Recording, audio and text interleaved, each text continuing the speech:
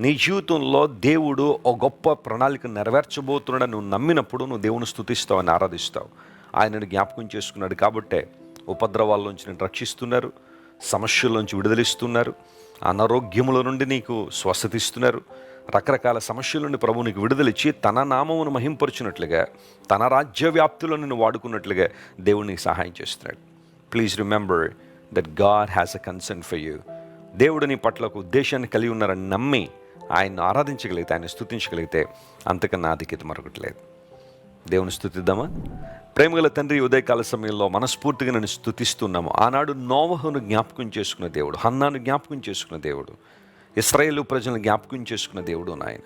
మాలో ఏ అర్హత, ఏ యోగ్యత లేకపోయినా నువ్వు మనుష్యుని జ్ఞాపకం చేసుకోవడానికి వాడు ఏ పాటి వాడు అని లేఖనంలో రాయబడినప్పటికీ కేవలం నీ కృప ద్వారా, అనిర్వచనమైన నీ ప్రేమ ద్వారా మమ్మల్ని జ్ఞాపకం చేసుకుని నీ మహిమ కొరకు వాడుకుంటున్నందుకు నీకు స్తోత్రాలు. ఈరోజు మా ప్రియులు ఎవరైతే నాయన ఎడబాటులో ఉన్నారో, ఒంటరితనంలో ఉన్నారో, కష్ట పరిస్థితుల్లో ఉన్నారో, వారందరినీ మీరే ముట్టి దర్శించి లేవనెత్తి బలపరిచి నీ మహిమ కొరకు వారిని వాడుకోనండి ప్రభువా. నీ చిత్తానుసారంగా నడిపించండి.